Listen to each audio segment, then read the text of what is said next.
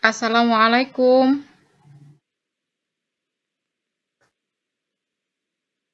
Waalaikumsalam, Bu Caci. Waalaikumsalam. Ya, ini sudah pukul 15 lebih 15 menit.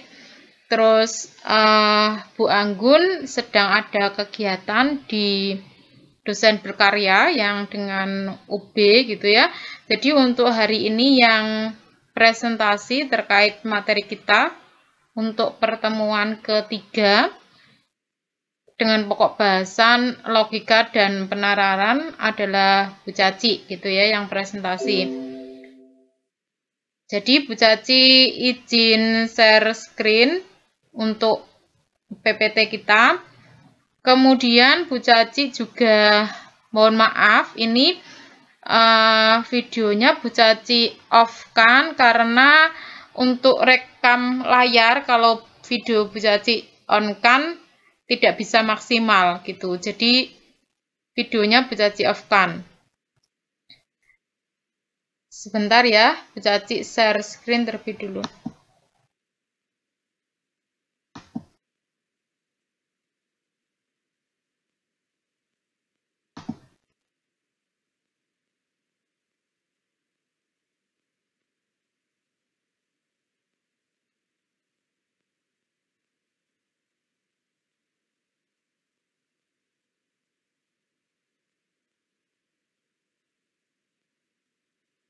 Kemudian nanti kalau ada yang ingin gabung, karena ini baru separuh mahasiswa yang gabung, jadi nanti kalau ada yang ingin gabung dan kebetulan Bu Caci presentasi tidak tahu bisa menginformasikan di grup supaya nanti bisa Bu Caci izinkan seperti itu.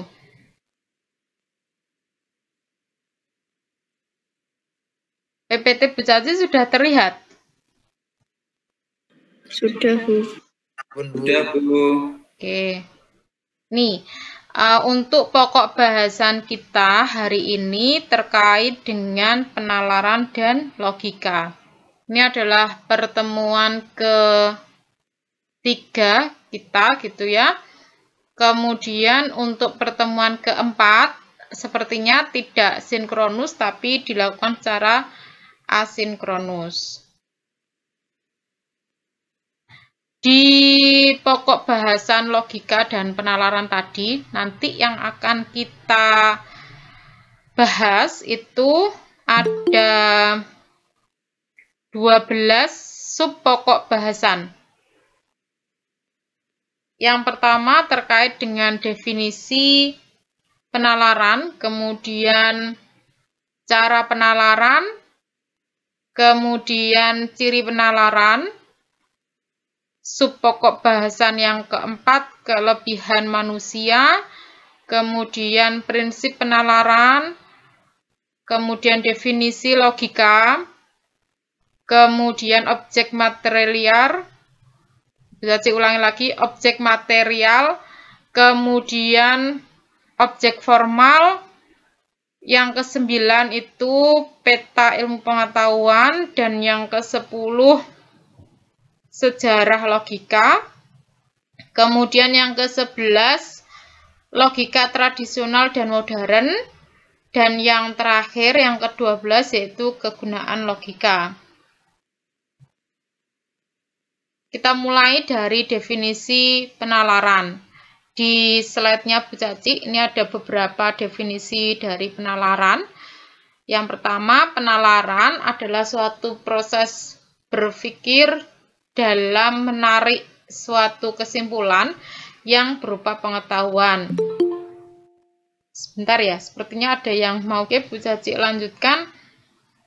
Nah, penalaran di sini nantinya akan menghasilkan pengetahuan yang dikaitkan dengan kegiatan berpikir, kemudian tidak hanya dengan perasaan saja. Kemudian penalaran itu didefinisikan juga sebagai proses berpikir dalam rangka menarik kesimpulan atau menemukan kebenaran.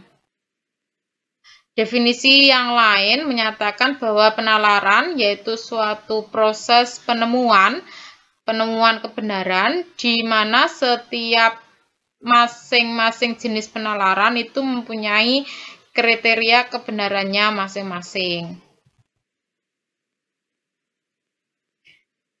Nah, dari definisi penalaran tadi, kemampuan menalar itu membedakan manusia dengan binatang. Di kemampuan menalar ini menjadikan manusia mampu mengembangkan pengetahuan. Kemudian kalau binatang itu mempunyai pengetahuan tetapi hanya terbatas untuk bertahan hidup atau survival gitu. Nah, diperlihatkan atau diberikan contoh sebagaimana ketika ada sebuah pohon pisang gitu ya, ada pisang, kemudian yang membedakan manusia dan binatang di situ ada kera di slide-nya. Kalau si kera dia nanti hanya menunggu pisang ini matang kemudian dimakan. Tapi ketika manusia maka dia akan menalar. Kemudian pisang ini akan dibuat keripik pisang kah, atau dibuat pisang goreng kah, dibuat bolen, atau dibuat roti gitu. Jadi itu yang membedakan antara binatang dengan manusia. Kemudian terkait cara penalaran itu ada dua, ada penalaran deduktif, ada penalaran induktif. Untuk penalaran deduktif itu berkaitan dengan rasionalisme, di mana aliran yang berpendapat bahwa rasio itu adalah sumber dari kebenaran. Sedangkan penalaran induktif itu berkaitan dengan empirisme. Dia itu sebuah aliran yang berpendapat bahwa fakta yang tertangkap lewat pengalaman manusia itu adalah sumber dari kebenaran. Kemudian gabungan dari penalaran deduktif dan induktif ini nanti memunculkan yang disebut dengan penalaran ilmiah.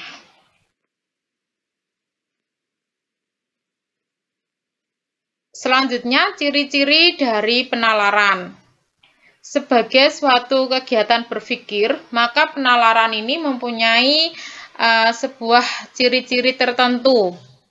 Yang pertama, adanya suatu pola berpikir yang secara luas dapat disebut logika. Atau penalaran itu merupakan suatu proses berpikir yang logis. Kemudian ciri penalaran yang kedua yaitu sifat analitis dari proses berpikir yang pada hakikatnya merupakan suatu kegiatan berpikir berdasarkan langkah-langkah tertentu, berdasarkan perasaan intuisi, merupakan cara berpikir secara analitis. Jadi, dalam penalaran itu, cara berpikir yang digunakan adalah cara berpikir analitis dan logis. Oke, kelebihan manusia. Sebentar, ada yang gabung lagi. Terlihat PPT Bu Caci? Kalau bisa di slide show-nya Bu, di slide show Bu. Oh ya. Bentar. Seperti ini ya Mas ya? Iya Bu, biar lebih jelas Bu. Oke. Ini untuk sub pokok bahasan terkait kelebihan manusia. Jadi manusia kita itu mempunyai dua kelebihan. Yang pertama, manusia itu mempunyai bahasa yang mampu mengkomunikasikan informasi dan jalan pikiran yang melatar belakangi informasi tersebut. Jadi manusia itu mampu untuk mengkomunikasikan informasi dan jalan pikirannya. Kemudian manusia itu memiliki kemampuan berpikir menurut kerangka alur berpikir tertentu atau yang disebut dengan penalaran tadi. Jadi yang memiliki penalaran itu adalah manusia. Kalau binatang tidak memiliki kemampuan menalar. Nah, dua kelebihan ini memungkinkan manusia untuk mengembangkan sebuah pengetahuan. Itu. Pengembangan pengetahuan ini dilakukan melalui berpikir, dilakukan melalui merasa, kemudian melalui mengindra. Kemudian, proses berpikir yang tidak didasarkan penalaran itu disebut dengan perasaan. Jadi, berpikir itu belum tentu menalar. Nah, kalau menalar itu sudah pasti berpikir. Karena ketika kita berpikir tanpa menalar, itu disebut dengan perasaan. Berikutnya terkait prinsip penalaran. Sebentar, ada yang gabung lagi. Bu Caci lanjutkan lagi.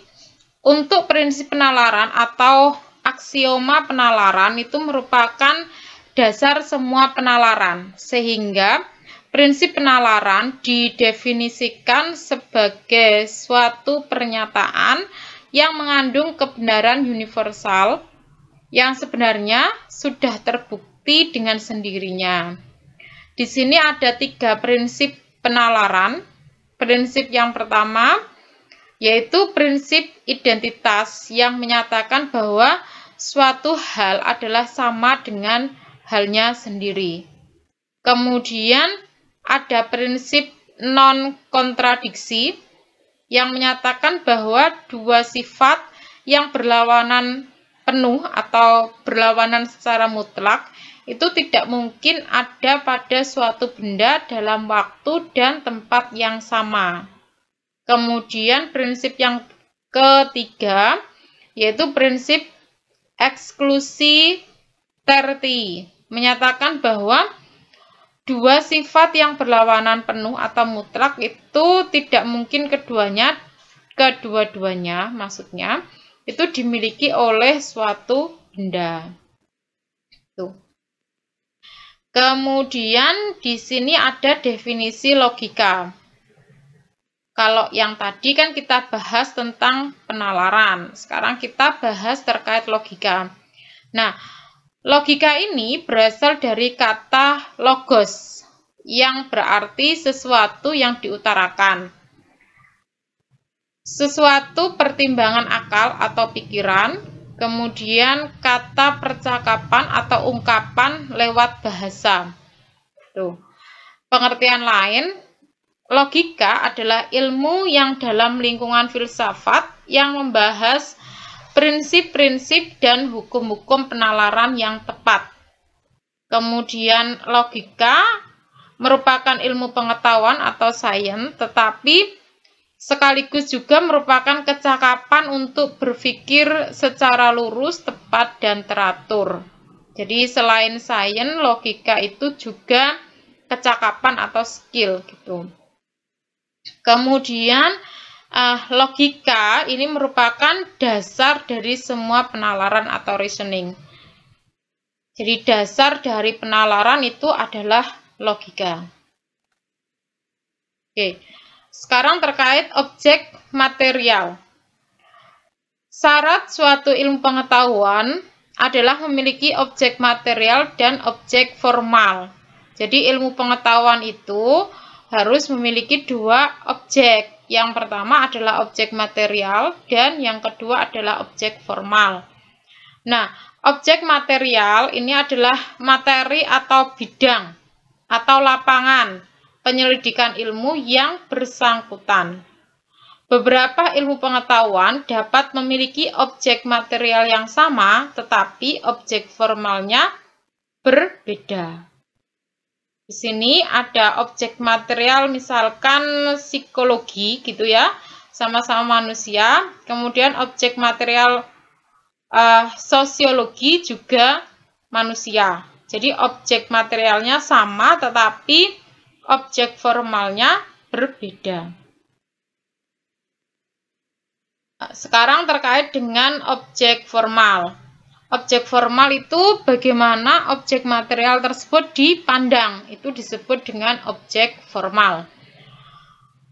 Misalkan tadi objek formal di psikologi itu ada aktivitas jiwa dan kepribadian manusia secara individual yang dipelajari lewat tingkah laku.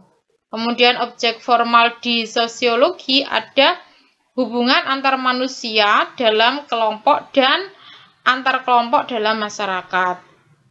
Nah, objek material logika adalah manusia, sedangkan objek formalnya adalah kegiatan akal budi untuk melakukan penalaran yang lurus, yang tepat, dan teratur, yang terlihat lewat ungkapan pikirannya yang diwujudkan dalam bahasa. Jadi logika manusia itu yang merupakan dasar dari penalaran tadi itu akan diungkapkan oleh manusia dalam bentuk bahasa. Jadi itu keterkaitan antara logika, penalaran, dan bahasa. Tuh. Berikutnya terkait peta ilmu pengetahuan. Jadi Aristoteles itu ya pada tahun 384 sampai 322 sebelum Masehi itu membagi pengetahuan menjadi 3. Yang pertama ada filsafat spekulatif atau filsafat teoritis, itu yang bersifat objektif dan bertujuan mengetahui pengetahuan itu sendiri. Kelompok ini terdiri atas fisika, metafisika, biopsikologi, dan teologia. Kemudian ada filsafat praktis, ini yang memberi pedoman bagi tingkah laku manusia, terdiri atas etika dan politik. Kemudian ada filsafat produktif, yaitu yang membimbing manusia menjadi produktif lewat keterampilan khusus, terdiri atas sastra, retorika, dan estetika. Ini peta ilmu pengetahuan menurut Auguste Comte. Dia membagi ilmu pengetahuan itu menjadi 2 garis besar, 2 jenis besar, yaitu ilmu pengetahuan positif dan filsafat. Di ilmu pengetahuan positif itu ada 2, yaitu logika atau matematika murni.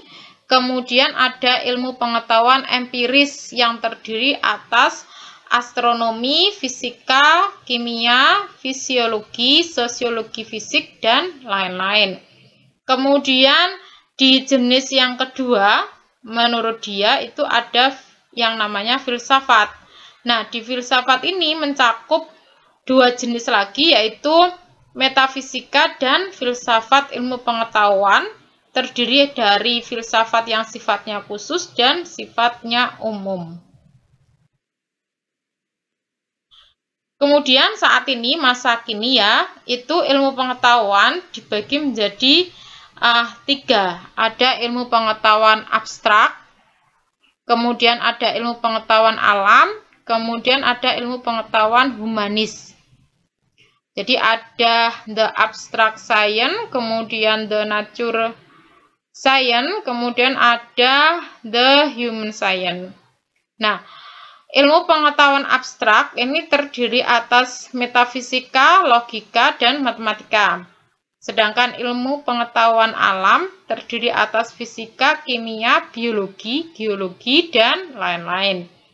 Untuk ilmu pengetahuan humanis itu terdiri atas psikologi, sosiologi, antropologi. Jadi yang membahas tentang manusia. Itu ilmu pengetahuan humanis.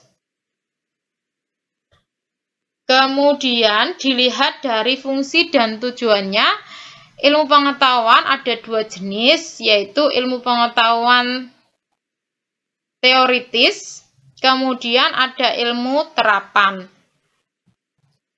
Untuk ilmu teoritis ini ada 2 jenisnya juga, yaitu deskriptif atau idiografis, kemudian ada nomotetis. Nah, untuk deskriptif ini ilmu-ilmu yang masuk itu ada ilmu sejarah, sosiografi, etnografi, dan lain-lain. Untuk nomotestis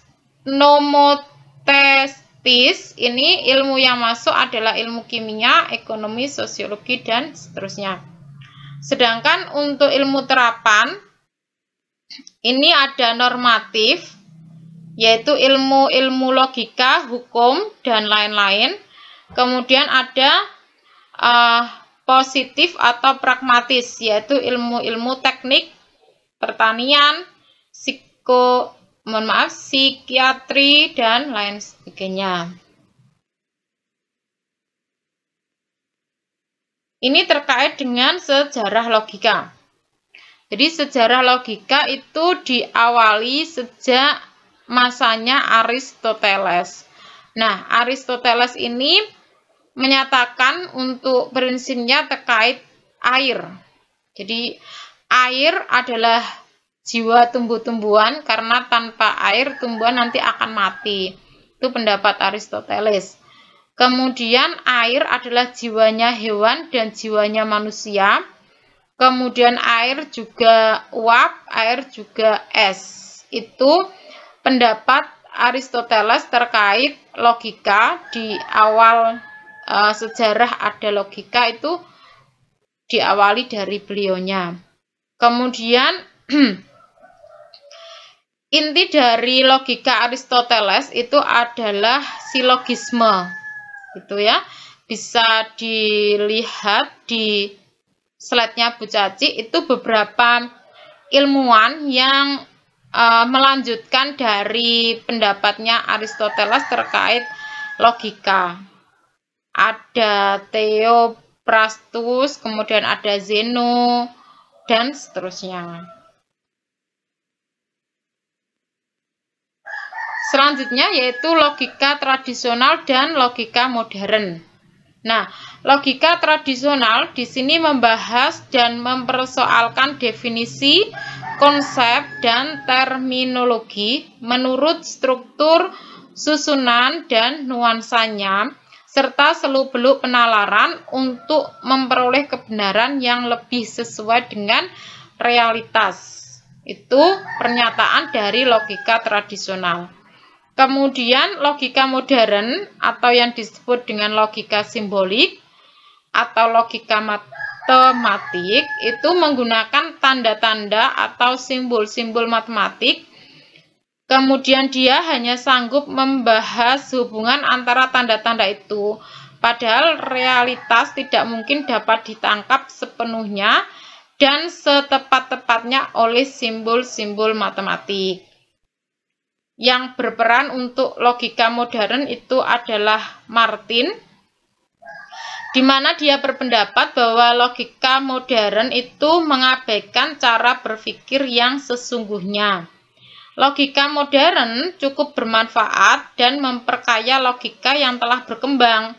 Namun, logika modern tetap tidak menggeser kedudukan logika tradisional. Jadi, walaupun ada logika modern, logika tradisional itu tidak bisa diabaikan. Seperti itu. Berikutnya, kegunaan dari logika. Di sini ada 4. Yang pertama yaitu membantu setiap orang yang mempelajari logika untuk berpikir secara rasional, kritis, lurus, tetap, tertib, metodis, dan koheren. Jadi seseorang yang memiliki logika itu harusnya itu sudah mampu untuk berpikir secara rasional, kritis, dan seterusnya. Kemudian kegunaan yang kedua yaitu meningkatkan kemampuan berpikir secara abstrak, cermat, dan objektif. Tuh. Kemudian kegunaan yang ketiga yaitu menambah kecerdasan dan meningkatkan kemampuan berpikir secara tajam dan mandiri. Kegunaan yang keempat, meningkatkan cinta akan kebenaran dan menghindari kesalahan-kesalahan berpikir, kekeliruan, serta kesesatan. Jadi dengan menggunakan logika seharusnya kita itu bisa menghindari kesalahan berpikir. Kemudian berpikir sesat itu pun bisa kita hindari dengan memanfaatkan kemampuan untuk melogika. Itu kegunaan dari kemampuan logika.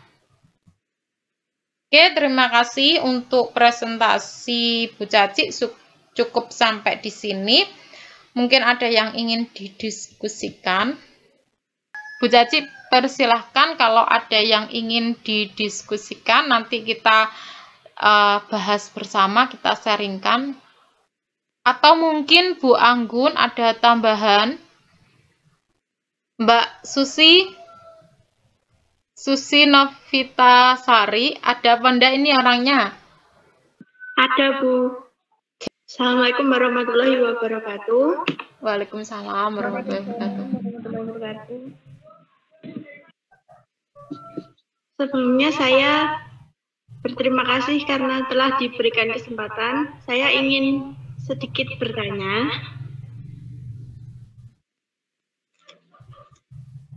Kan tadi membahas tentang penalaran dan logika. Iya. Kalau dalam penjelasannya Bu Caci tadi, kalau penalaran itu sudah pasti kalau logika itu sudah pasti dimulai dari penalaran, tapi penalaran belum tentu logika. Itu maksudnya bagaimana ya, Bu? Oke,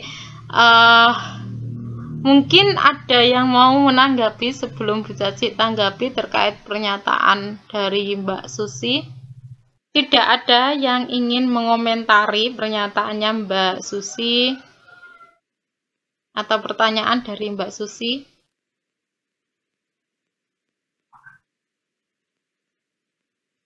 Mbak Ayun Aini, ada apa enggak ini? Ada, Bu. Oke, monggo Mbak, dikomentari Mbak pernyataan dari Mbak Susi.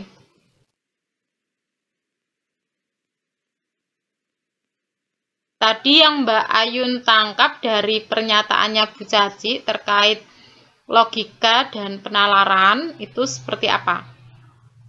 Gimana Mbak Ayun? Kalau Mbak Ayun memahaminya terkait logika dan penalaran, itu bagaimana?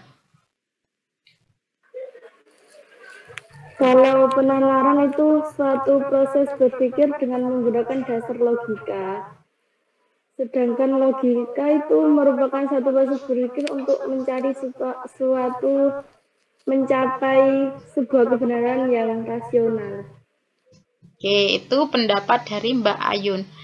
Kita lihat di sini ya, di slide-nya Bu Caci ini tertulis bahwa logika itu adalah dasar dari sebuah penalaran. Jadi kita menalar itu berdasarkan kemampuan logika. Oke, kemudian tadi yang terkait dinyatakan oleh Mbak Susi itu adalah berpikir dan menalar, Mbak. Jadi bukan logika pernyataannya Bu Caci. Kalau pernyataannya Bu Caci tadi, berpikir itu belum tentu menalar, gitu ya. Kalau menalar itu sudah pasti berpikir, karena berpikir itu bisa yang disebut dengan perasaan. Jadi proses berpikir yang tidak didasarkan penalaran itu disebut dengan perasaan.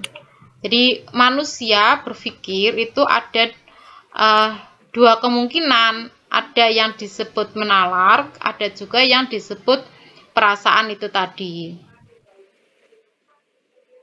Itu. Jadi proses berpikir yang tidak didasarkan penalaran itu disebut dengan perasaan. Tuh.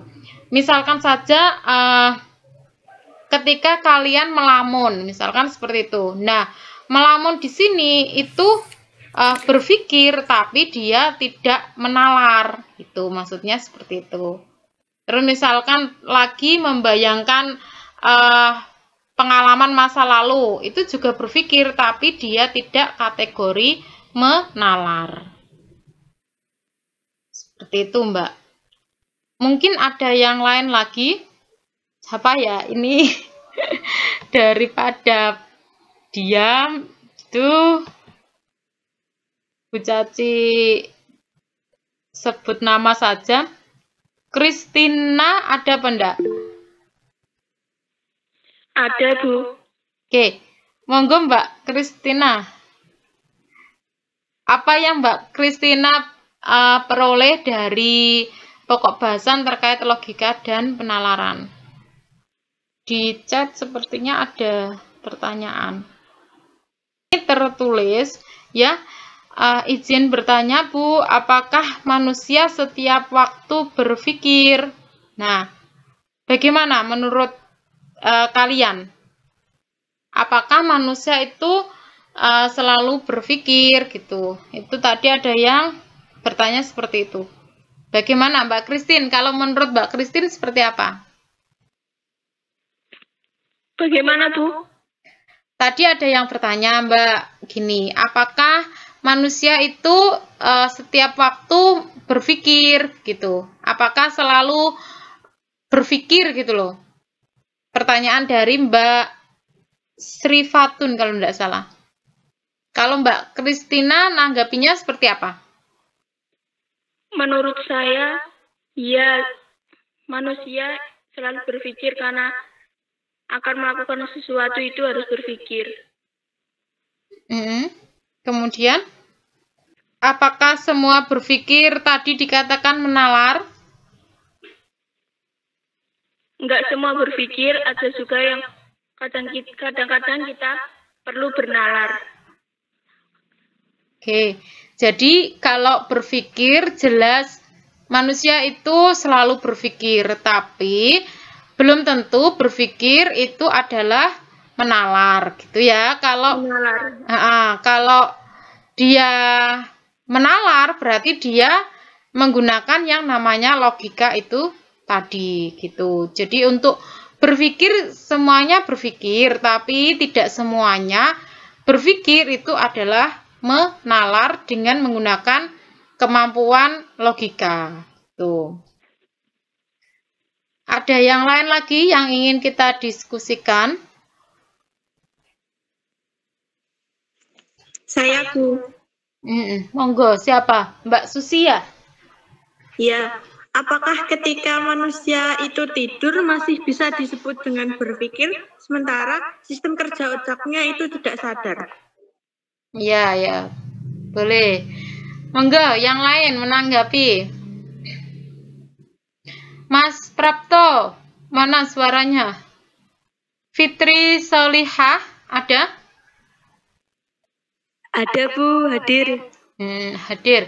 Monggo Mbak Fitri, kalau manusia sedang tidur itu berpikir atau tidak? Kalau menurut Mbak Fitri? Menurut saya ya tidak berpikir, Bu, karena kan tidak sadar, istirahat otaknya. Iya. Kalau yang tadi dinyatakan Bu Caci setiap waktu berpikir itu berarti dalam konteks bagaimana? Ya posisinya pas tidak tidur. Pas tidak tidur. Oke, berarti pas tidak tidur itu dia berpikir karena otaknya bekerja gitu ya, tidak istirahat. Tapi ketika tidur otaknya istirahat, jadi dia tidak berpikir. Oke, pendapat yang lain mungkin dari Alfa Sahri. Hadir apa enggak Alfa Sahri? Hadir, Bu. Cowok ya? Mas ya? Iya, Bu. Monggo Ya. Mas Alfa. Menurut saya kalau kita lagi tidur itu kita tidak mikir, tidak melakukan pemikiran apa tadi, Pak. Ya karena otak kita kan sedang istirahat, Bu. Ya, berarti pendapatnya sama ya. Iya, sama. Ada yang lain lagi, ada yang punya pendapat kalau tidur itu berpikir? Mbak Ayun, bagaimana Mbak? Menurut saya otak ya. Menurut saya kalau tidur ya tidak berpikir, Bu, karena otaknya istirahat. Intinya kalau manusia sadar ya berpikir, kalau tidak berpikir. Ya, jadi tadi Bu Caci bilang setiap waktu berpikir itu dalam artian ketika posisi otak kita adalah sadar. Sedangkan kalau tidur atau misalkan kecelakaan, koma, itu berarti kan tidak sadar. Itu artinya berarti tidak berpikir gitu ya. Jadi Bu Caci mengatakan setiap saat berpikir itu dalam artian ketika otak dalam keadaan sadar, seperti itu. Oke, ada yang lain lagi yang mau disampaikan? Bu, kan tadi apa kalau otak itu kalau tidur kan nggak sadar lah Bu. Udah. Kadang kan apa ada kita bermimpi itu gimana Bu? Oke, ketika kita bermimpi berarti yang bekerja apa itu ya? Oke, yang lain silakan kasih pendapat. Saya boleh berpendapat, Ibu? Monggo silakan. Ya, untuk mimpi itu kan kita tidur ya, otomatis otak itu istirahat. Nah, meskipun istirahat, otak itu tidak benar-benar berhenti fungsinya, dia masih mengontrol organ-organ yang ada di tubuh kita meskipun istirahat katanya. Jadi untuk mimpi itu ada di bawah alam sadar. Jadi saat tertidur kita berada di bawah alam sadar, jadi gitu menurut saya. Jadi mimpi itu ada di bawah alam sadar. Ya, terima kasih atas pendapatnya Mbak Sri Fatun. Jadi ketika bermimpi berarti itu adalah alam bawah sadar kita, begitu ya. Kalau berpikir berarti kan artinya di alam sadar gitu, Mas Alfa ya. Di mimpi itu masuk kategori alam bawah sadar gitu. Ada yang lain lagi? Yang mahasiswa MBKM ada apa enggak ini? Aduh. Semuanya mahasiswa Uniro ini ya, pendidikan biologi. Saya dari STKIP Bu, PGRI Bangkalan. Oh begitu. Kemarin yang siapa ya, Mas Anggi ya kalau enggak salah. Mas Anggi. Mas Anggi tidak hadir ya Mas, sepertinya. Enggak Bu, enggak ada. Yang tidak dari Uniro hanya 3 Bu. Yang tidak dari Uniro hanya 3, Mbak Sri Fatun, kemudian Mbak Ayun. Kemudian maaf, saya dari Uniro. Ada 3 Bu, itu Mas Prapta salah kasih informasi ini. sama Tri Susan Bu. 3 sama saya Bu. Siapa Mbak Sri Fatun? Husni Mubarok sama Tri Susan Rahayu Bu. Oh gitu. Oke, Mbak Husni Mubarok ada apa enggak ini? Mas ya, Husni Mubarok Mas ya. Mohon maaf. Ya, ini yang dari Madura itu ya Mbak ya? Iya, dari Madura, dari STKIP Bu. Mas Husni, mana suaranya? Hadir apa enggak sih?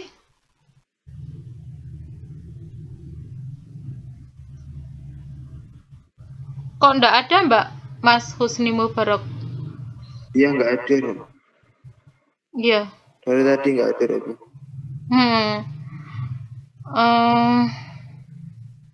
Ini hanya 18 dikurangi Bu Caci 1, 17. Berarti hanya 17 mahasiswa yang hadir. Gitu.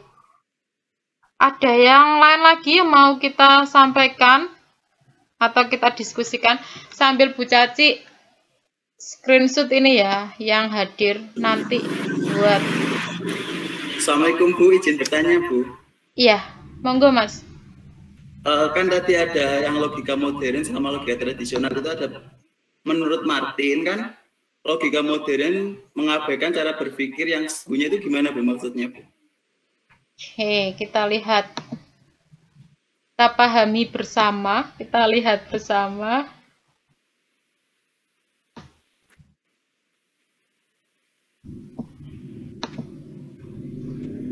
Ini ya, terlihatkah PPT Bu Caci? Terlihat Bu. Oke, mungkin ada yang ingin berpendapat terlebih dahulu terkait pernyataan Martin bahwa logika modern itu mengabaikan cara berpikir yang sesungguhnya. Logika modern itu cukup bermanfaat dan memperkaya logika yang telah berkembang, namun logika modern itu tetap tidak menggeser kedudukan logika tradisional. Gitu. Kita lihat dari definisinya yang atasnya gitu ya, di atas pendapatnya Martin. Di sini terkait logika tradisional itu definisinya adalah membahas dan mempersoalkan definisi, konsep, terminologi, kemudian terminologi menurut struktur, kemudian susunan dan nuansanya, serta seluk-beluk penalaran untuk memperoleh kebenaran yang lebih sesuai dengan realitas. Jadi logika modern itu dia selalu ingin mengungkap suatu kebenaran itu berdasarkan realitas atau berdasarkan penalaran-penalaran sehingga diperoleh sebuah kebenaran. Tuh, kalau logika modern bisa dilihat di situ, dia itu menggunakan simbol-simbol matematik, kemudian hanya sanggup membahas hubungan antar tanda itu, padahal realitas tidak mungkin ditangkap sepenuhnya dan setepat-tepatnya oleh simbol matematik. Jadi kalau logika modern itu skupnya hanya berdasarkan simbol, kemudian menghubungkan antar simbol tersebut, gitu. Ini terkait slide yang ada di PPT-nya Bu Caci. Mungkin ada yang ingin menyatakan pendapatnya terkait logika tradisional dan logika modern. Ini Bu Anggun mungkin ada tambahan. Baik Bu Caci, terima kasih. Saya baru pulang dari Semanding, dari Sendang Asmoro untuk yang acara dokar dengan dosen-dosen Brawijaya. Jadi mohon maaf ya rekan-rekan mahasiswa. Untuk yang materi pada hari ini kita belajar terkait logika dan penalaran ya. Nah, untuk logika dan penalaran ini adalah dua hal yang berbeda ya, Bu Caci ya. Nah, coba Mas Prapto ataupun teman-teman, apa sih perbedaan yang mendasar dari logika dan penalaran tersebut sebetulnya dari penjelasan yang telah dijelaskan oleh Bu Caci tadi?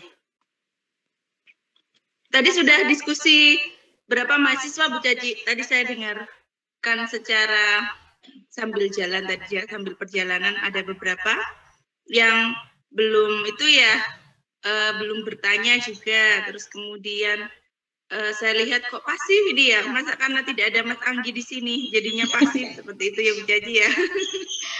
Yang saya tunjuk dan tidak ngasih komentar itu tadi Mas Husni Bu, yang dari Madura. Madura. Ya. Oke.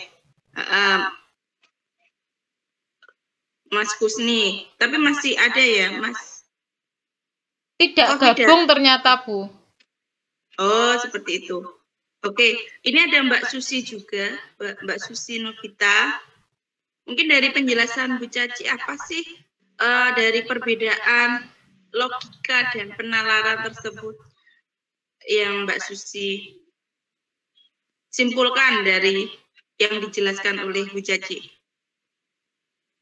Ada Mbak Susi di sini? Ada Bu. Saya persilahkan. Mohon maaf bisa diulangi Bu, tadi suaranya tidak jelas. untuk dasar dari perbedaan apa sih antara logika dan penalaran? Tadi kan dibahas oleh Bu Caci bersama Bu Caci antara logika dan penalaran kan ya. Nah, menurut Mbak Susi, apa perbedaannya di antara keduanya seperti itu?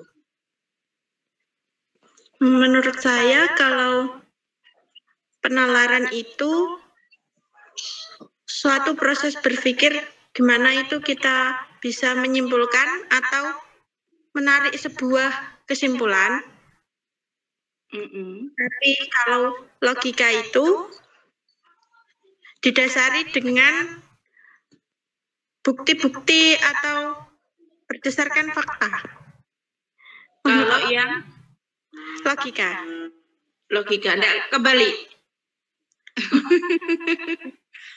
Kalau logika berarti yang berdasarkan kebenaran. Kalau penalaran itu menyimpulkan suatu kesimpulan yang berdasarkan pada fakta-fakta yang ada, gitu ya. Mungkin ya tadi seperti itu ya. Ya, jadi seperti itu. Berarti kalau logika itu dia berfokus pada kebenaran yang bersifat rasional, berarti dapat dilogikakan seperti itu, dia berpikirnya secara rasional. Sama-sama keduanya itu persamaannya adalah sama-sama merupakan proses berpikir. Nah, kalau logika itu berarti proses berpikirnya itu untuk mencapai suatu kebenaran secara rasional, ya. Berpikirnya secara rasional. Kalau bernalar atau penalaran itu juga proses berpikir, tetapi merupakan suatu kesimpulan dari fakta-fakta yang ada. Seperti itu ya, Mbak Susi ya. Oke? Saya tadi itu keluar sendiri, mungkin karena sinyal.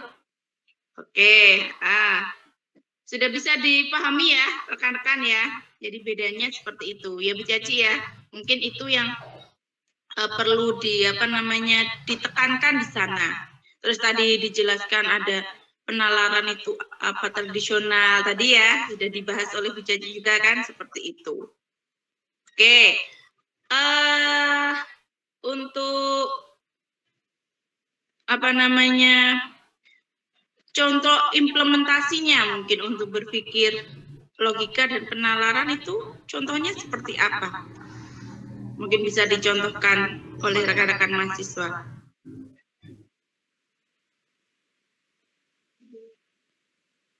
Seperti apa?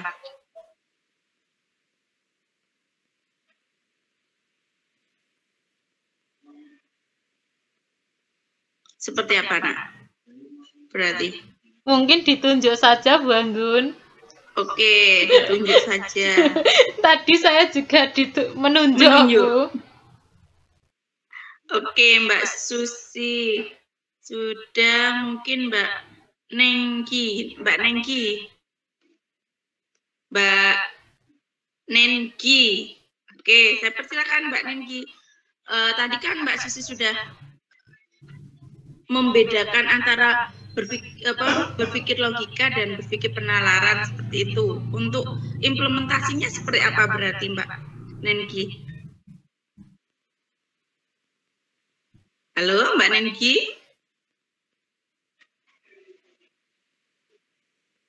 Oke, beralih ke Mbak Ide Sri Fatun Khalifah.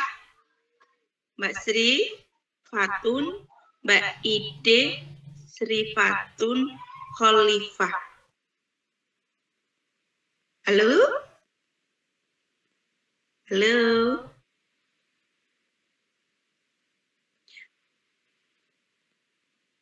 Oke, kalau begitu Mbak Fitri deh, Mbak Fitri Solihah. Bagaimana Mbak kalau penalaran itu implementasinya contohnya seperti apa sih? Logika itu juga.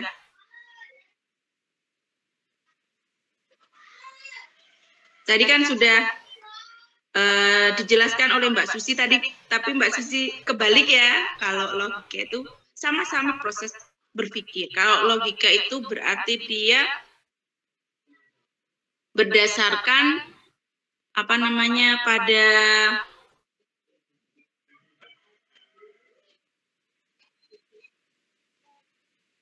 suatu berpikir rasional ya toh, kalau logika. Tapi kalau penalaran itu membuat atau membentuk suatu kesimpulan berdasarkan dengan fakta yang ada.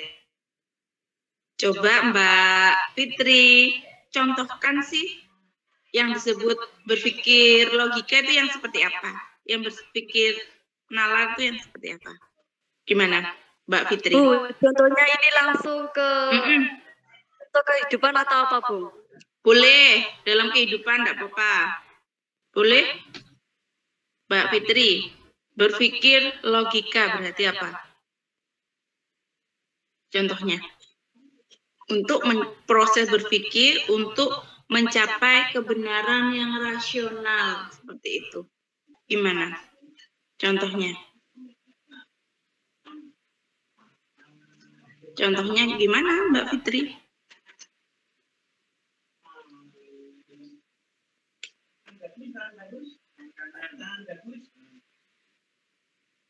Gimana, Mbak Fitri?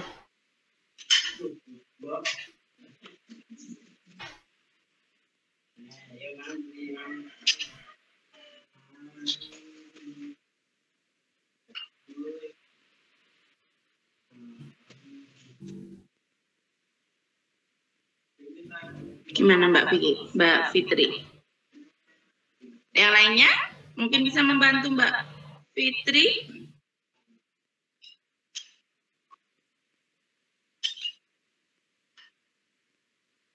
Penalaran apa ya? Contohnya berarti apa kira-kira?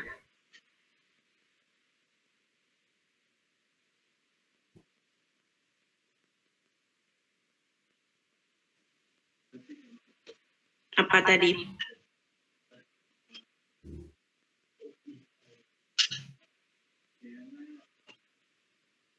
Kalau misalkan contoh sederhananya, penalaran ya antara hewan dan manusia, semisal seperti itu. Misalkan kok ada polusi udara ya, seperti itu. Kalau burung, ya kan, dia akan terbang menghindari dari polusi udara tersebut. Ada sponsor lewat.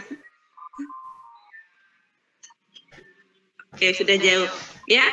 Nah, perbedaan antara manusia dan hewan. Ya, semisal ada polusi. Kalau hewan, ya sudah dia menghindari polusi itu. Tetapi kalau manusia karena memiliki akal, ya kan, untuk berpikir, dalam proses berpikirnya itu, dia, manusia itu mencari tahu mengapa sih terjadinya polusi itu.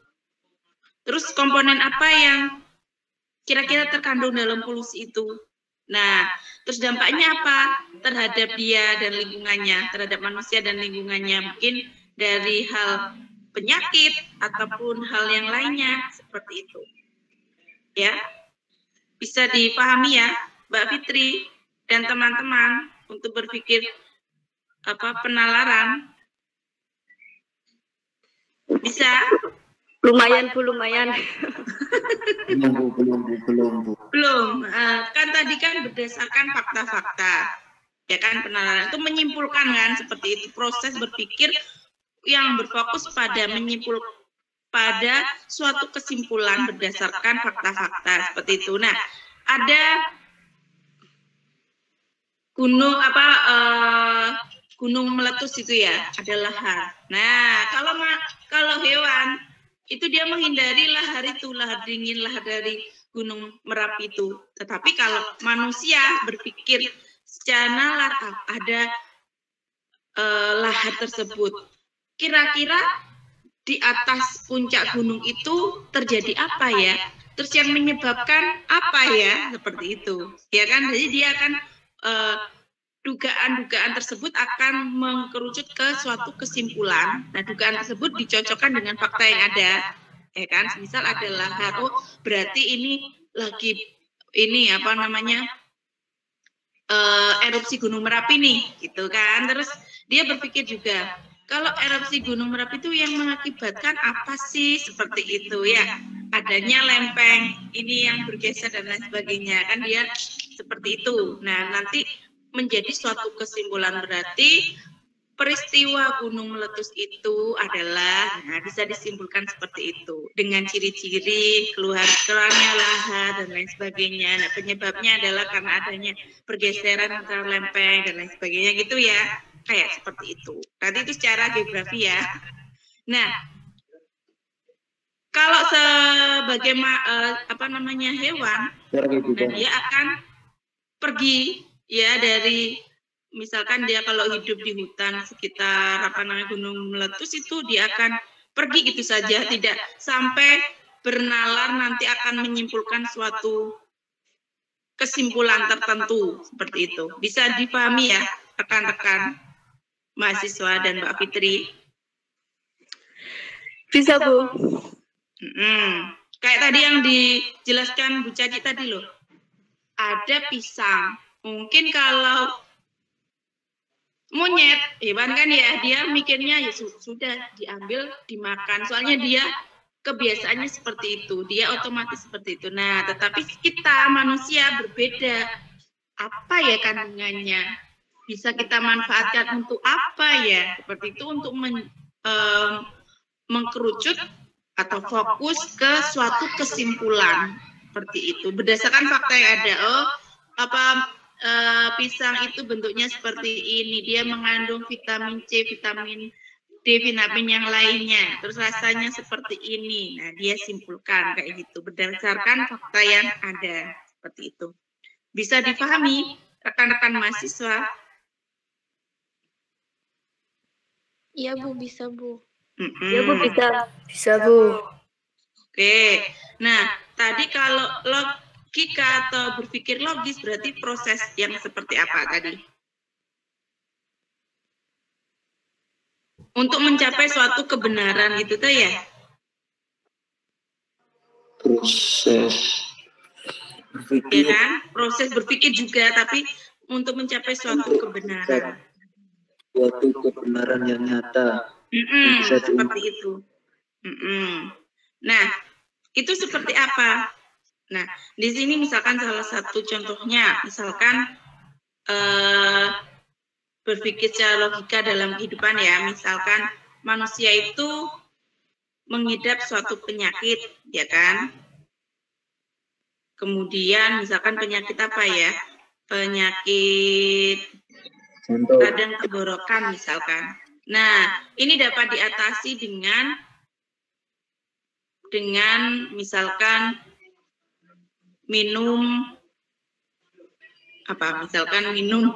kalau radang tenggorokan berarti minum minuman penyegar itu kan ya sebagai obatnya seperti itu. Atau sakit tenggorokan berarti dapat dilakukannya pengobatannya dengan minum air putih seperti itu misalkan ya, atau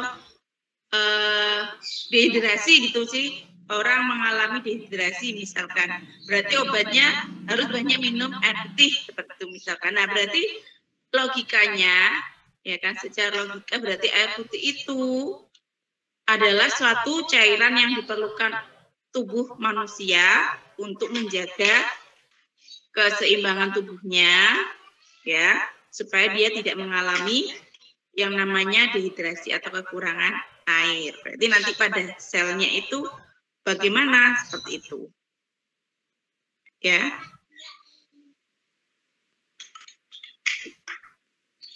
Kalau tadi penalaran itu untuk mencari kesimpulan, tapi kalau logika ini proses berpikirnya itu berfokus pada kebenaran seperti itu.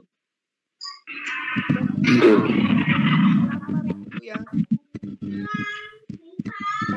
Kan harus makan gitu biar kenyang. Kenapa? Gimana? Dengan kalau dia mengalami lapar gitu. Makan. Kebenarannya berarti dia harus makan kan, kalau tidak makan misalkan akan mati seperti itu misalkan ya. Nah, berarti kan logikanya nasi atau makanan itu kebutuhan primer yang dibutuhkan manusia, gitu ya. Paham ya maksudnya? Yang memang dia kalau di logika di berpikir secara logisnya itu masuk akal seperti itu loh. Gitu. Atau mungkin bisa dilihat dari sini loh Bu. Ini kan pernyataan bahwa logika itu adalah dasar dari penalaran gitu. Jadi ketika kita menalar, berarti dasar kita menalar itu adalah menggunakan logika. Berpikir logis, seperti itu. Tadi kan Buanggun suruh mencontohkan sih ya. Nah, seperti itu.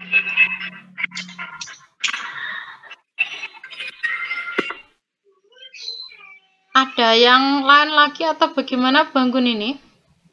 Yang MBKM Banggun kok enggak ada suaranya? Nah ya itu tadi Mbak Ide itu, terus Mas siapa yang dari Madura itu? Mas Husni enggak ada Banggun. Ini sudah ada ya. Ini Kafidotur ini juga kelihatannya ya. Kafidotur. Saya dari Uniro, Bu. Oh dari Uniro ya. Nengki Bu jadi Ide, terus Nengki, terus Mas. Nengki juga dari Uniro, Bu. Oh Nengki. Iya berarti hanya Mbak Ide saja ini. Ya itu loh Bu, yang Siti Fauzia Ramani. Oh Siti Fauzia, oke ya. Soalnya dari 3 kali kita meet ini Banggun ya, mohon maaf. 3 kali kita meet ini yang mahasiswa MBKM kok tidak aktif gitu loh Banggun. Maksudnya tidak ikut semua seperti itu. Ya. Nanti ini Bu Caci seperti ini. Kita screenshotkan apa yang ini loh kehadiran seperti yang kemarin kearifan ya. Ini saya SS gitu Banggun. Iya. Ini tapi sudah saya screenshot juga Bu Caci. Jadi nanti saling cocokan gitu loh. Oh ya nanti memang yang ikut meet ini seperti itu. Nanti jadi seperti yang kearifan juga. Nanti siapa saja yang ikut meet itu kan sebagai nilai harian ya. Iya. Jadi ya misalkan rata-rata dapat 65. Ikut meet berarti dapat 75 gitu ya jadi ya. Soalnya kan sebenarnya untuk yang perkuliahan yang kita lakukan saat ini itu kan fokus utamanya kan sebenarnya untuk mahasiswa MBKM gitu Banggun ya, untuk yang 7 mahasiswa atau 6 itu loh. 9 terus jadi 6. Ya, kok sekarang malah menghilang semua gitu Bu. Maksud saya kok hanya jadi mahasiswa Uniro yang pendidikan biologi. Iya, padahal rekan-rekan mahasiswa yang PBio ini saya rubah jadwalnya ya Mas Prapto ya ke hari Sabtu. Iya Bu, terpaksa dirubah. Untuk meramaikan cerita, tapi memang targetnya sama, pembelajarannya bisa pendidikan seperti ini, Mas Prapto yang jadi ya, cuma untuk biar meramaikan, untuk biar memenuhi bus kita. Dan semakin hari semakin menghilang Banggun yang mahasiswa MBKM. Mungkin kita butuh evaluasi jadi nanti besok mungkin ya, saya akan telepon Bu Caci atau kita meet untuk solusi dari mahasiswa filsafat ya. Iya, soalnya beda jauh Bu dibandingkan dengan mahasiswa yang kearifan budaya lokal. Betul. Kemarin saya walaupun ikut di awal tapi tetap on. Tadi ini jaringan saya enggak tahu tiba-tiba keluar, mungkin tidak stabil kan perjalanan kendaraan. Kalau kemarin kan tidak ikut tapi saya memantau terus ya kan di satu tempat, maksudnya saya tidak mobile, jadinya stabil itunya jaringan saya. Nah ini kan saya berkendaraan jadinya tidak stabil ya, saya keluar masuk tadi seperti itu. Oke, enggak apa-apa Bu Caci. Ini Mas Kusni Bu barusan gabung Banggun, mungkin bisa disapa. Halo Mas Kusni, ada yang ingin ditambahkan? Mohon maaf kita. Iya. Mohon maaf Bu, masuknya telat Bu, soalnya keluarga ada yang meninggal barusan Bu. Oke, enggak apa-apa. Benar, tujuan. Ya sudah Bu Caci mungkin bisa diakhiri Oke. untuk perkuliahan hari ini, nggih.